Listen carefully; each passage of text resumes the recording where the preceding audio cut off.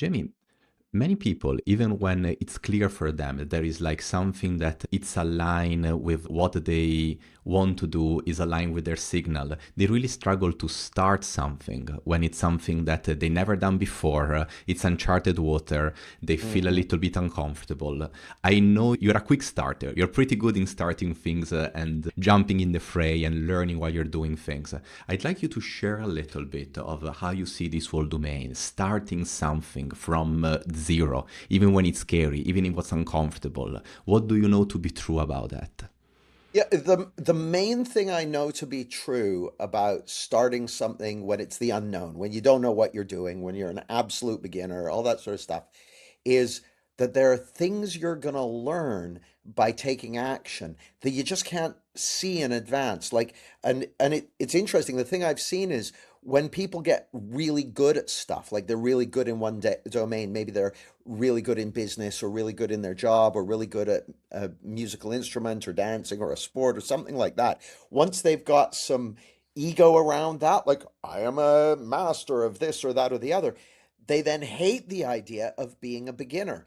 But I love the feeling of being a beginner. So, for instance, I've been decided I'll get good at doing TikTok and that sort of thing. But that requires me to be an absolute beginner. So I've started from scratch.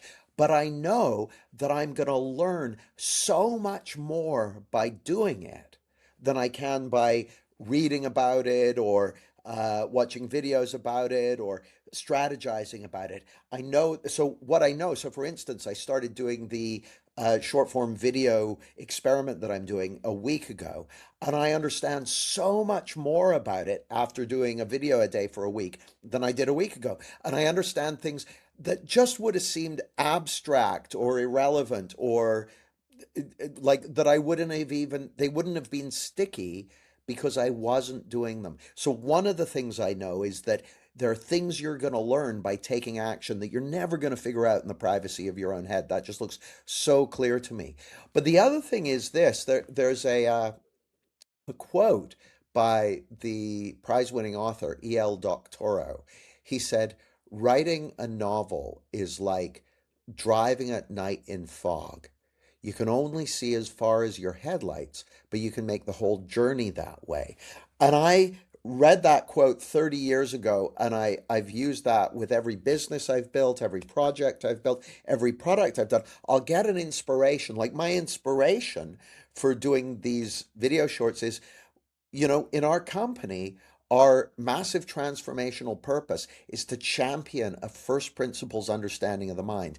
And I was thinking about it, it's like, well, like my vision is everyone understands this, it's out there, it's helping everyone. I was like, well, if I'm going to do that, it makes sense for me to reach more people. And I'm going to reach more people by going where their attention is. And their attention is on phones and on short form video and that sort of thing. And I know that if I get someone's attention on short form, they might move to long form. And if they move to long form, they're going to start having insights. So now it's easy for me to go, oh, I don't like TikTok. I don't like my message. Like what I found at first when we tried to look through content I'd already created to find good 1 minute clips, there aren't any because I speak in 3 to 5 minute loops, as you could probably tell right now. So my standard content, if you like, isn't inherently TikTokable. And so for a while, when it came to thinking about shorts, I was like, oh, that doesn't fit me. I don't like that and that sort of thing. It's like, well, it's a way to have people find you. What's more important? Not knowing, having the nice feeling of going, yeah, that's not how what I do, or reaching millions of people. It's like, oh, well, I'll give it a try. I'll give it a try. So doing anything worth doing is like driving at night in fog. You can only see as far as your headlights, but you can make the whole journey that way. See, what I've seen again and again and again is that people think if something's right for them, if it's the right thing for them to be doing, if it's their calling or their purpose or whatever, they're going to get issued by the universe with a step by step action plan that has 100% guaranteed to work written across the top of it. But that's not how it works. Like, you got to trust that signal within you that's wanting, one of my mentors and friends and colleagues, Michael Watson, once said to me many years ago, he said, somewhere in there, in you, is a being greater than you can imagine, seeking expression in this world.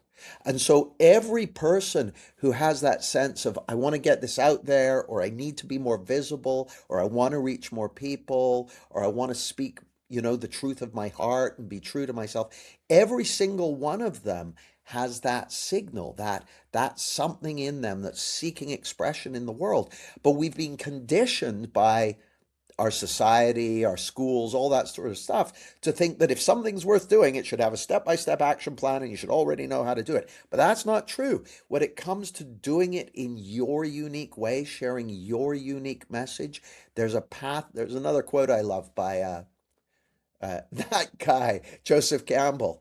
He said, if you see your path laid out before you, it's not your path, it's someone else's. Your path exists for you and you alone.